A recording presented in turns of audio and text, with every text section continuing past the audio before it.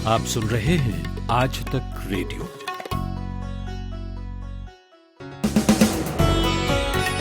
नमस्कार, आज है 9 नवंबर, दिन है सोमवार और मैं अमन गुप्ता लेकर हाजिर हूं शाम का खबरनामा दिन भर।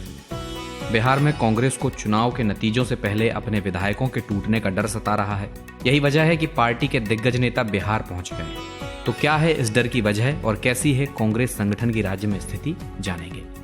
एनजीटी ने दिल्ली एनसीआर में सभी तरह के पटाखों की बिक्री और इसके इस्तेमाल पर बैन लगा दिया है। तो क्या इस कदम का किसी तरह से कोई फायदा होगा या इसकी भी पिछले आदेशों की तरह अवहेलना होगी। लेडी श्रीराम कॉलेज की एक मेधावी छात्रा ऐश्वर्या ने खुदकुशी कर ली है और इसके लिए उसने सुसाइड नोट में परिवार की आर्थिक हालत और लॉकडाउन को जिम्मेदार बताया है।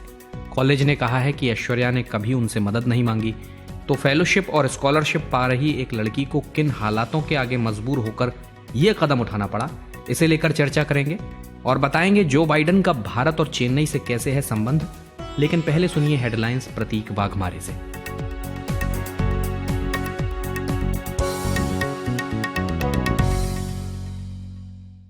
प्रधानमंत्री नरेंद्र मोदी ने अपने संसदीय क्षेत्र वाराणसी को दिवाली का तोहफा देते हुए करीब 700 करोड़ से अधिक की योजनाओं का लोकार्पण और शिलान्यास किया है।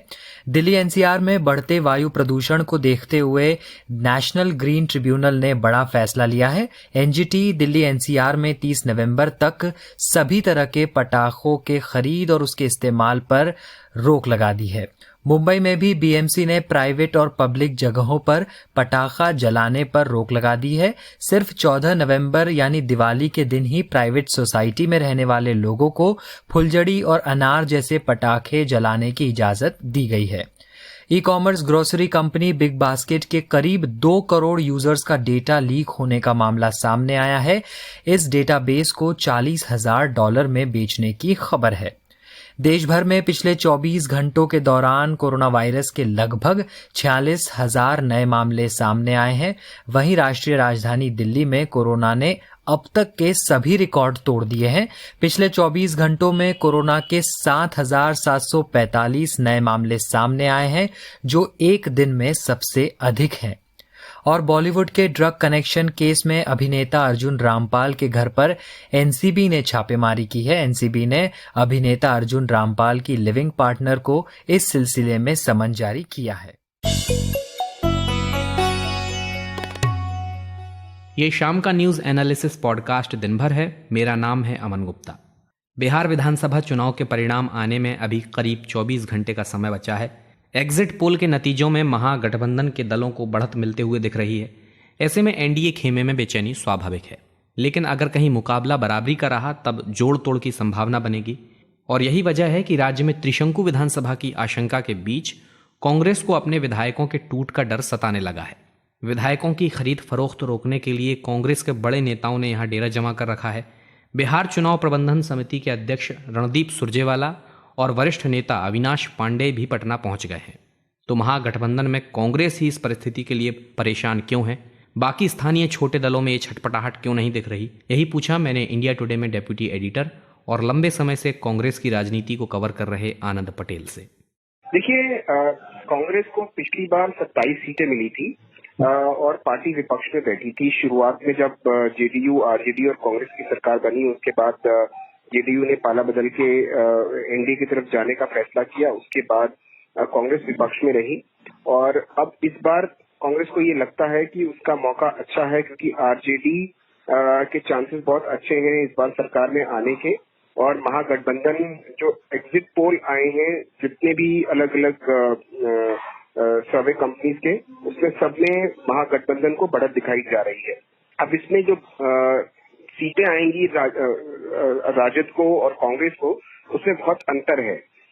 ये बताया जा रहा है कि आरजेडी को कम से कम 70 से 80 या फिर 90 सीटें मिल सकती हैं और जो महागठबंधन के अन्य घटक दल हैं, जिसमें कांग्रेस सबसे बड़ी पार्टी है, उसको 30 सीटों के आसपास मिल सकती है और लेफ्ट पार्टीज को भी करीब 10 से 15 सीटें मिल सकती हैं। तो इसमें कांग्रेस पार्टी जो है वो सबसे एक तरह से कह लिया जाए कि सजग है इस बात को लेकर के कि कहीं जो विरोधी दल हैं वो कांग्रेस पार्टी में फूट डाल करके कांग्रेस पार्टी के एमएलएज ना तोड़ लें। अब हाल फिलहाल की अगर बात करें तो जो घटनाक्रम रहा है कांग्रेस पार्टी का, ये जो कांग्रेस पार्टी का आला कमान है उसका जो एक्सपीरियंस रहा है, अगर आप गोवा की बात कर लें 2019 में हमने देखा किस तरीके से जो गोवा के लीडर ऑफ ऑपोजिशन थे कांग्रेस के, वो 15 में से 10 एमएलए तोड़ करके कांग्रेस बीजेपी में शामिल हो गए थे। तो इस तरह का वाकया सामने आया। ऐसे ही मणिपुर में भी कांग्रेस के साथ हुआ, जहां पे पहले कांग्रेस के 2 विधायक टूटे, फिर 4 विधायक टूट गए। तो कांग्रेस आलाकमान को ये लगता है कि अगर सरकार बनने की स्थिति बन रही होगी और उसमें दोनों जो गठबंधन है, एनडीए और जो महागठबंधन है, उनके नंबर्स बहुत करीब रहेंगे, तो ऐसे में ये जरूर कोशिश होगी विरोधी दलों की कि जो छोटी संख्या वाले विधानमंडल दल हैं जिसमें कांग्रेस भी आएगी, उनके विधायक न तोड़ लिए जाएं। जी सर जी। तो ये संभावना को देखते हुए एक तैयारी की गई है और ऑब्जर्वर्स पहले ही भेज दिए गए हैं। अच्छा आनंद जी, बिहार में कांग्रेस के संगठन की स्थिति कैसी है और क्या राज्य स्तर पर पार्टी को संगठित रखने के लिए कोई नेता नहीं है जो दिल्ली से नेताओं को भेजा जा रहा है? जी देखिए, बहुत इंटरेस्टिंग वाकया पेश आया जब कांग्रेस में पहले दौर का टिकट बटा। हल्ला हो गया कि जिन लोगों को टिकट बांटने की जिम्मेदारी दी गई, जिसमें कांग्रेस के प्रदेश प्रभारी शक्ति सिंह गोहिल और जो कैंपेन कमेटी थी, यानी चुनाव प्रचार की जो कमेटी बनी थी, उसके अध्यक्ष अखिलेश प्रसाद सिंह, इन पे और जगदानंद सिंह जो विधानमंडल दल के नेता थे कांग्रेस पे, इन पे आरोप लगे। उसके बाद ही जो आला कमान है उसने बड़ा फैसला लिया और रणजीत सिंह सुरजेवाला के नेतृत्व में एक और चुनाव प्रबंधन समिति बना करके उनको बिहार भेज दिया, जो करीब 1 महीने तक बिहार में रहे। ये है कांग्रेस की प्रॉब्लम कि वहां पे कांग्रेस पिछले 2 दशकों में हाशिए पे चली गई, जब से लालू यादव का उदय हुआ बिहार की राजनीति में, और कांग्रेस वहां 4थी नंबर की पार्टी बन गई। और यही वजह है कि कांग्रेस में कोई बड़ा चेहरा, बड़ा नेता, धाकड़ नेता नहीं है बिहार कांग्रेस में, जिस पर भरोसा किया जा सके या जिस पर ये जिम्मेदारी दी जा सके कि वो पार्टी के जो एमएलए हैं उनको एक साथ एकजुट रख पाए। यही वजह है कि पार्टी को ये लगता है कि राज्य स्तर के नेताओं पे भरोसा ना करके जो केंद्र स्तर के नेता हैं उनको ये जिम्मेदारी दी जाए, ताकि वो न सिर्फ अपनी पार्टी के भीतर समन्वय स्थापित कर पाए, बल्कि जो अन्य घटक दल हैं महागठबंधन के, चाहे वो राजद हो या लेफ्ट पार्टीज हो, उनके साथ भी समन्वय बनाए, ताकि अगर मामला बहुत करीबी होता है तो किस तरीके से एमएलए की खरीद फरोख्त की जो संभावना है उसको नकारा जा सके, एक साथ एकजुट रखा जा सके, ताकि उनकी किसी तरह की टूट फूट ना हो पाए गठबंधन के अंदर। तो ये पॉसिबिलिटी को रूल आउट करने के लिए ये फैसला लिया। अच्छा आनंद, इतिहास क्या कहता है? क्या बिहार में इस तरह के जोड़ तोड़ संभव हैं? कोई पिछला वाकया अगर आपको याद हो तो बताइए। देखिए, बिहार की राजनीति अगर आप देखें तो हमेशा से 2 ध्रुवों में रही है। पहले अगर आप 80 के दशक की बात करें तो कांग्रेस बनाम विरोधी दल हुआ करते थे। इसके बाद आपको याद होगा कि एक वक्त ये भी था कि लालू यादव की सरकार बीजेपी के साथ बनी थी, जो रथ यात्रा थी उससे पहले। लेकिन बाद में बीजेपी जो है वो केंद्र में आ गई और उसके इर्द गिर्द जो है विरोधी दलों का खेमा बना, जो हमने 2015 में देखा। लेकिन चूंकि मार्जिन काफी रहा, हाल के अगर चुनाव की बात करें तो उसमें अगर वो बीजेपी जेडीयू की बात कर लें 2010 में, या फिर जेडीयू और आरजेडी की बात कर लें 2015 में, तो मार्जिन काफी ज्यादा था।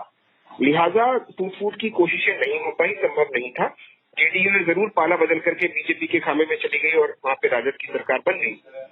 हाल के वर्षों में, हाल के चुनाव में कम से कम बिहार में तो ऐसा नहीं हुआ, क्योंकि जो फासला था वो काफी ज्यादा था। इस बार फासला बहुत कम होने की उम्मीद है, जैसा एग्जिट पोल में दिखाया जा रहा है। इसलिए इस तरह की बातें हो रही है कि कहीं न कहीं खरीद फरोख्त का जो शुबा है छोटे दलों को, उसका डर सता रहा है। ये थे इंडिया टुडे में डेप्यूटी एडिटर आनंद पटेल। कमाते हैं लेकिन बचा नहीं पाते, बचाते हैं तो उससे कमा नहीं पाते। शेयर की चाल, निवेश का हाल, बाजार का तमाशा, इकोनॉमी की भाषा, बॉन्ड, बीमा, सोना, चांदी, सबकी होती है बात। बचाते रहो नारे के साथ। हर शनिवार नितिन ठाकुर के साथ कीजिए मुलाकात अपने मनी मैनेजर से। शहरयार का लिखा और 1978 में आई फिल्म गमन का एक गीत है, सीने में जलन, आंखों में तूफान सा क्यों है, इस शहर में हर शख्स परेशान सा क्यों है।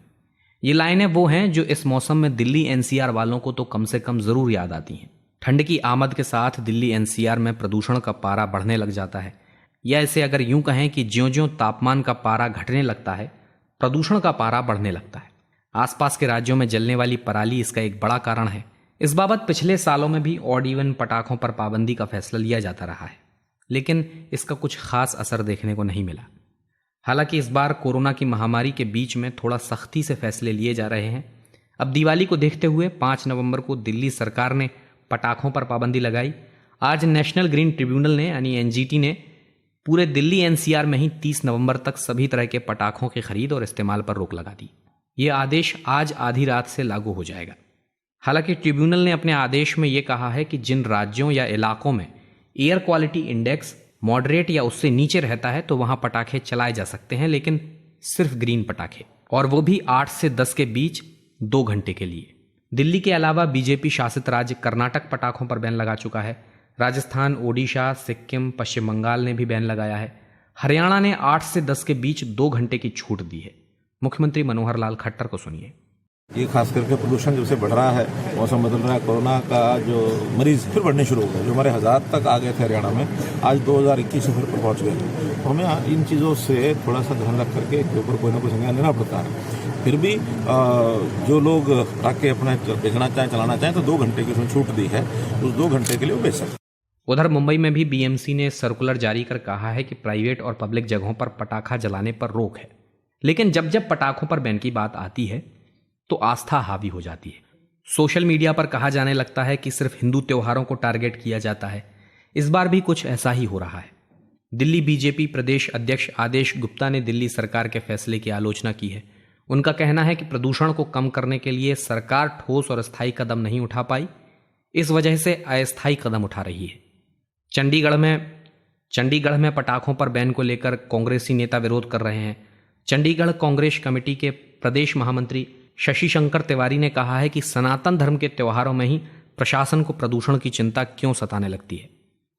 इसके अलावा पटाखा व्यापारी भी परेशान हैं। हमारे संवाददाता राम किंकर ने दिल्ली के पटाखा बाजार पहुंचकर पटाखा व्यापारी एसएस छाबड़ा से बात की, तो उन्होंने क्या कहा, सुनिए।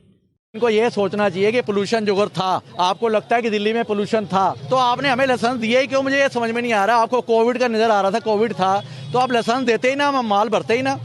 तो कई तरह की बातें हैं, कई तरह के तर्क हैं, लेकिन एनजीटी के इस आदेश का कोई असर होगा या नहीं, यही पूछा मैंने पर्यावरणविद विमलेंदु झा से।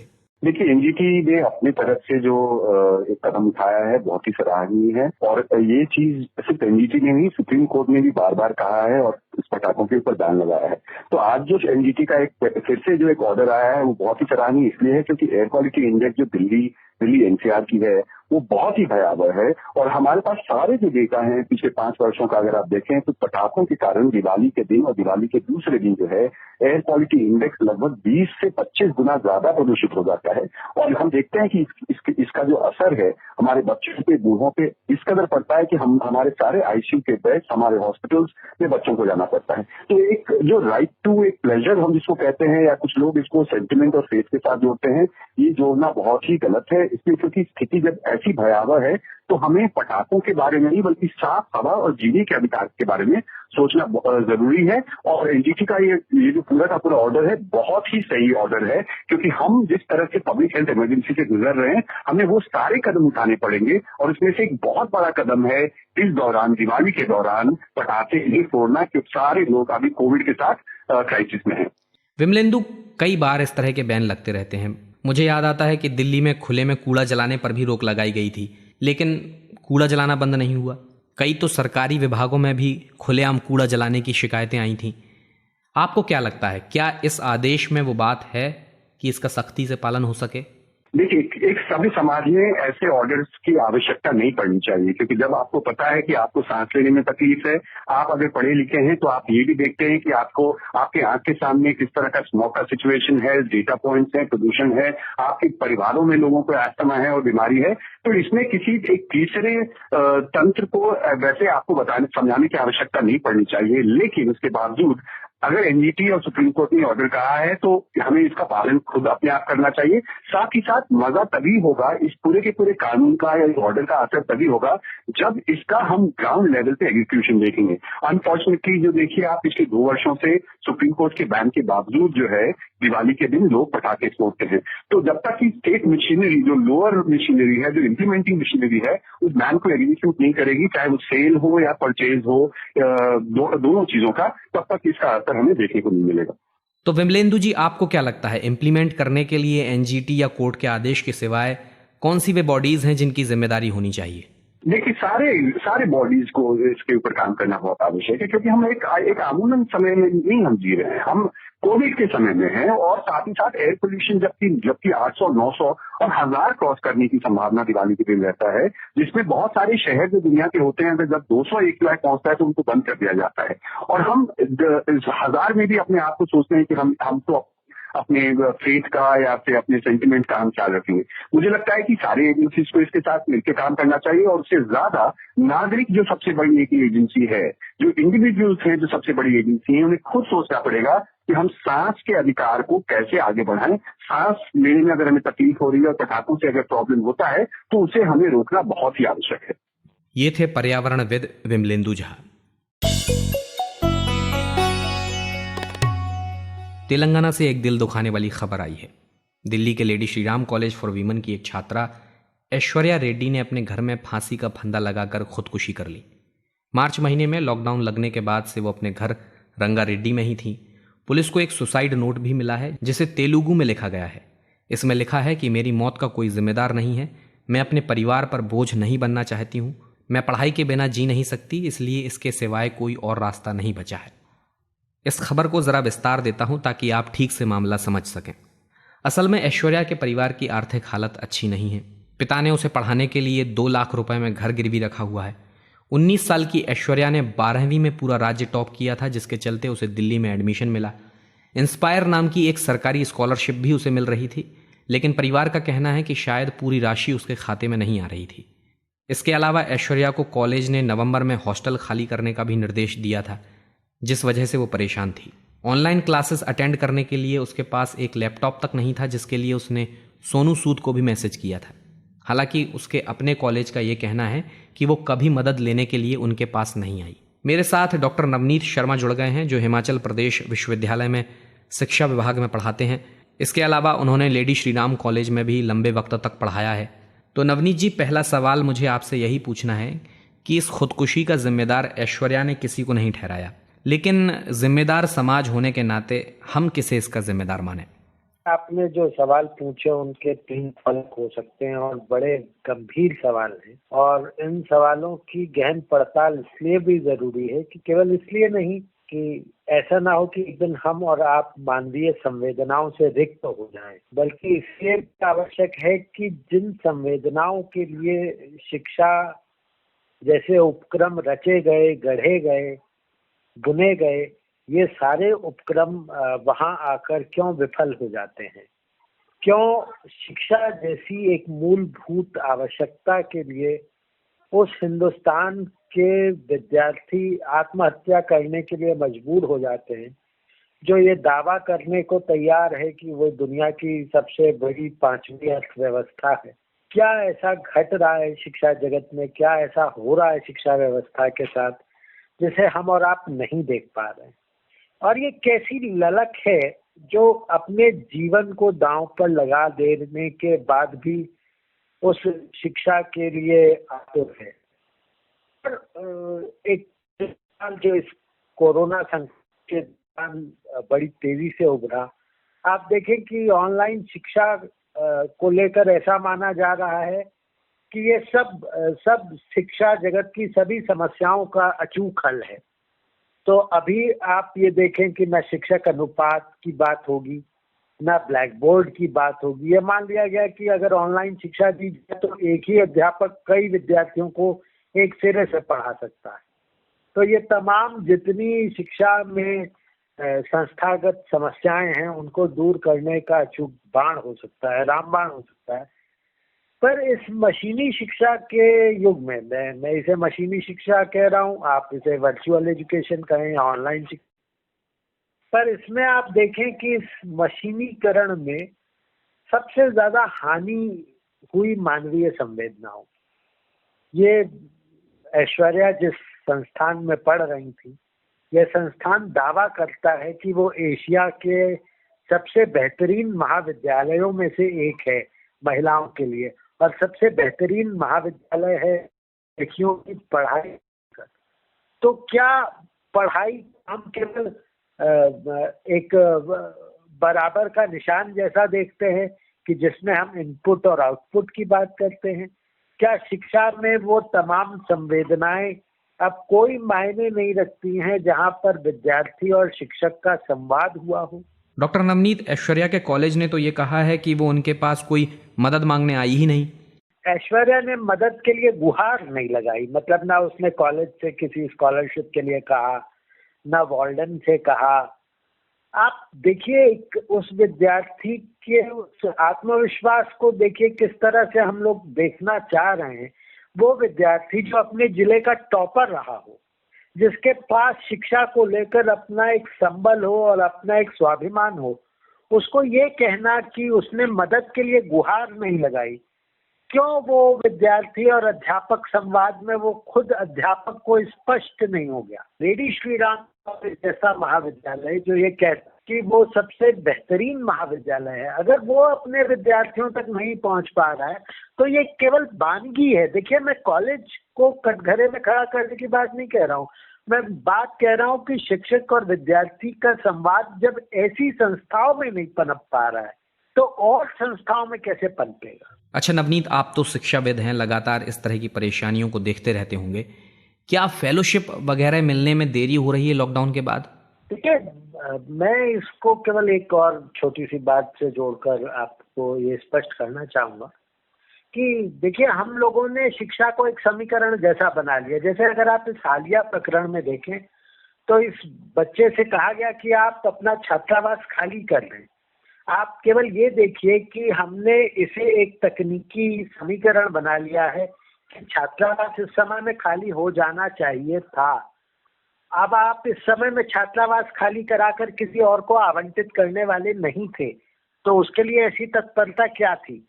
वही मामला फेलोशिप्स के साथ है। देखिए, तकनीकी समस्याएं तमाम हैं। आप इन तकनीकी समस्याओं के चलते अगर किसी को उसका फेलोशिप नहीं पहुंचा पा रहे हैं तो हमें उन तकनीकी समस्याओं के पलड़े में एक तरफ मानवीय संवेदना रखकर भी देखना होगा। वो विद्यार्थी जो लैपटॉप नहीं खरीद सकता, वो विद्यार्थी, आप देखिए कि केवल 44% शहरी फीसद जो लोग हैं उनके पास इंटरनेट की पहुंच है। और अगर मार्च में ये लॉकडाउन लगा तो उसके बाद से वो विद्यार्थी इन सारी तकनीकी खामियों को कैसे दूर कर पाएगा? और मतलब मुझे नहीं लगता कि शायद पृथ्वी अपनी धुरी पर घूमना बंद कर देती अगर उसको फेलोशिप थोड़ा दे दी जाती, समय पर दे दी जाती, और उसके सारे कागजी कार्रवाइयों को, वो 3 साल की विद्यार्थी है, अगले 2 साल पढ़ती। पर इस तरह की तमाम प्रतिभाओं को केवल हम तकनीकी समस्याओं के और फेलोशिप के आवंटन नहीं हो पाने के लिए अब ये जो हम कर रहे हैं ना, ये केवल एक भ्रम पैदा करने जैसा है कि तकनीकी क्या है। शुक्रिया डॉक्टर नवनीत। आप सुन रहे हैं आज तक रेडियो। जो बाइडेन की उपराष्ट्रपति पद की उम्मीदवार कमला हैरिस ने अपने ट्विटर बायो में अब वाइस प्रेसिडेंट इलेक्ट यानी चुनी गई उपराष्ट्रपति लिख लिया है। अब बस औपचारिकताओं का ऐलान होना बाकी है। कमला हैरिस अब अमेरिका की पहली महिला उपराष्ट्रपति होंगी और उनकी चर्चा दुनिया भर में हो रही है। लेकिन भारत में उनकी चर्चा कुछ अलग संदर्भों में होती आई है। वो ये कि उनका ताल्लुक भारत से रहा है, उनकी माँ यहाँ की थी, इस लिहाज से वे भारतीय मूल की हुई। खैर, इस बारे में चुनाव होने से पहले ही कई स्टोरीज हो चुकी हैं, आप लोगों की निगाह जरूर पड़ी होगी। पर क्या आपको पता है कि सिर्फ कमला हैरिस ही नहीं बल्कि अमेरिका के भावी राष्ट्रपति जो बाइडेन का भी भारत से रिश्ता है, और भारत में भी चेन्नई से। हमारे साथी नितिन ने इस बारे में कुछ जानकारी जुटाई है, तो उन्हीं से जानते हैं क्या है बाइडेन का भारत और चेन्नई से कनेक्शन। देखिए अमन, कमला हैरिस के बारे में तो हम सभी जानते हैं, लेकिन जो बाइडेन का कनेक्शन भारत से पुराना है, इनफैक्ट काफ़ी पुराना है। और भारत भी छोड़िए, चेन्नई से कनेक्शन है उनका, और कमला हैरिस का भी है। तो कनेक्शन कुछ यूं है कि जो बाइडेन के जो कुछ पूर्वज थे वो भारत आए थे कभी, और ये बात खुद जो बाइडेन ने कही है। एक पूर्वज हैं उनके जिनका नाम है जॉर्ज बाइडेन, ईस्ट इंडिया में काम करते थे। ईस्ट इंडिया कंपनी, आपको याद होगा, भारत पर जिस कंपनी ने राज किया और जिस कंपनी को ब्रिटिश साम्राज्य की तरफ से अधिकार प्राप्त थे कि वो भारत में व्यापार करे, उसी में जॉर्ज बाइडेन काम किया करते थे।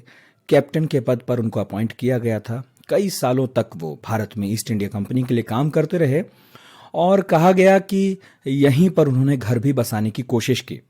अच्छा नितिन, इस कनेक्शन के बारे में क्या कभी बाइडेन ने कोई चर्चा की? देखिए, बाइडेन ने ऐसा कई बार बताया है कि उनके जो पूर्वज थे वो इंडिया आए थे, उनके परिवार से जुड़े लोग इंडिया में रहे भी हैं। ये 2013 की बात है और तारीख 24 जुलाई थी जब बाइडेन स्टॉक एक्सचेंज के कार्यक्रम में भारत आए थे। तब उन्होंने भाषण में कहा था कि मुंबई में उनके परिवार से जुड़े कुछ लोग रहते हैं। साथ ही उस लेटर की बात भी की थी जो बाइडेन को कई साल पहले मिला था जब वो अमेरिका में सेनेटर बने थे। मेरा ख्याल है 29 साल उनकी उम्र थी तब। वो बताते हैं कि लेटर मुंबई से आया था और लिखा था उसमें कि ये लेटर जो व्यक्ति लिख रहा है वो जो बाइडेन के परिवार से है। उस वक्त तो जो बाइडेन ने इसका कोई फॉलोअप नहीं लिया, लेकिन इसका पछतावा उन्होंने बाद में ज़रूर किया कि उन्हें फॉलोअप लेना चाहिए था। और इसके बाद वॉशिंगटन में एक प्रोग्राम था, इसमें उन्होंने कहा कि मुंबई में 5 बाइडेन सरनेम के लोग रहते हैं और ये दावा फिर से किया गया कि उनके जो पूर्वज हैं वो भारत गए थे। अब देखिए, एक तरफ वो कहते हैं कि उनके पूर्वज भारत गए थे और बाइडेन नाम से मुंबई में 5 लोग भी हैं, और ईस्ट इंडिया कंपनी के कागज भी कहते हैं कि बाइडेन नाम के 2 या 3 लोग काम किया करते थे उनके साथ। तो इसमें मानने में कोई शक नहीं कि जो बाइडेन के वंशज कभी ना कभी भारत आए थे और इस तरह से उनका भारत कनेक्शन तो है। तो ये बातें तो नितिन मुंह जुबानी चल रही हैं, क्या किसी किताब वगैरह में इसका कोई संदर्भ है, इसका कोई प्रूफ है? हाँ बिल्कुल, प्रोफेसर टिम हैं जो लंदन के कॉलेज में प्रोफेसर हैं। उनका कहना है कि जॉर्ज बाइडेन नाम का कोई भी व्यक्ति भारत आया हो इसका रिकॉर्ड भले ना मिले, पर 2 बाइडेन भाई आए थे जो कि ईस्ट इंडिया कंपनी में काम करते थे। विलियम और क्रिस्टोफर बाइडेन इन दोनों का नाम था। हालांकि विलियम की मौत काफी पहले हो गई थी, लेकिन क्रिस्टोफर कई सालों तक ईस्ट इंडिया कंपनी में मर्चेंट शिप के कैप्टन रहे। और जैसा मैंने आपको अभी बताया, ये दावा है कि वो बाद में भारत में बस गए थे। अब ये तो इतिहास ही जाने कि जॉर्ज का इंडिया से क्या कनेक्शन रहा बाद में, पर हाँ, जो बाइडेन ने बयान ऐसे जरूर दिए हैं जिससे हम कह सकते हैं कि उनके पूर्वज भारत में रहे थे। और देखिए, जब जो बाइडेन ऐसी बात कह रहे हैं तो यकीनन उन्होंने अपने परिवार में ये बातें सुनी होंगी, उन्हें परिवार के लोगों ने ऐसा बताया होगा, और यही आधार है कि वो बार बार अपने इंडिया कनेक्शन को दोहराते हैं। और चेन्नई का जब मैं नाम लेता हूं तो वो इसलिए क्योंकि ईस्ट इंडिया कंपनी का जो उस वक्त केंद्र था वो चेन्नई था, समुद्र किनारे चेन्नई ही था, और वहीं पर ईस्ट इंडिया कंपनी के अपने ऑफिसेज थे और माल रखने के लिए गोदाम थे। तो जो भी लोग ईस्ट इंडिया कंपनी में काम करते थे या उसके जरिए भारत के साथ व्यापार करते थे वो चेन्नई ही आते थे, और चेन्नई में बड़ी कॉलोनी थी ईस्ट इंडिया कंपनी की, तो वहीं पर गहमा गहमी रहती थी। उस दौरान चेन्नई में ही बाइडेन के वंशज जरूर आए होंगे और बाद में हो सकता है कि वो यहीं से कहीं ना कहीं और जाकर बसे हों भारत के अलग अलग हिस्सों में, और मुंबई भी जाहिर इसमें शामिल हो सकता है उनके परिवार का कोई व्यक्ति मुंबई में जाकर बसा भी हो, और यही वो व्यक्ति हो सकता है जिसने बाद में जो बाइडेन के चुने जाने पर सेनेटर उन्हें खत लिखा हो। अब बाइडेन साहब ने इसका कभी फॉलोअप नहीं लिया, लेते तो संभव था कि हम भी उस व्यक्ति को खोजते हुए मुंबई में जा पहुंचते, उससे बात करते, तब शायद कुछ और दिलचस्प बातें सामने आती। अमन, तो अब वक्त हो चला है आपसे विदा लेने का। आज तक रेडियो के कार्यक्रम आपको कैसे लग रहे हैं? इस संबंध में आपका कोई भी सुझाव है, कोई शिकायत है, तो आप बेझिझक radio@aajtak.com पर ईमेल कर सकते हैं। ईमेल नहीं कर सकते हैं तो सोशल मीडिया पर भी अपनी प्रतिक्रिया दर्ज करा सकते हैं, लेकिन उसके लिए आपको हमारे साथ जुड़ना होगा। तो फेसबुक पर हमें लाइक कर लीजिए, ट्विटर पर हमें फॉलो कर लीजिए, इंस्टाग्राम पर फॉलो कर लीजिए, यूट्यूब पर हमें सब्सक्राइब कर लीजिए और टेलीग्राम पर हमारे ग्रुप में जुड़ जाइए। इन सभी जगह आपके पास तमाम ऑप्शन खुले हैं, आप जो बात हमसे कहना चाहते हैं कह सकते हैं। और अगर आप ऑडियो कार्यक्रम सुनने के लिए किसी तरह के ऑडियो OTT प्लेटफॉर्म का इस्तेमाल करते हैं तो उस पर भी हमें खोजिए। लगभग हम सभी प्रमुख प्लेटफॉर्म्स पर हैं, तो हमारे कार्यक्रम आपको मिल जाएंगे। आप उन्हें सब्सक्राइब कर लीजिए, आपको समय से अपडेट मिलता रहेगा। अमन गुप्ता के साथ थे आप। कार्यक्रम की साउंड मिक्सिंग की है कपिल देव सिंह ने। इजाज़त चाहेंगे, नमस्कार।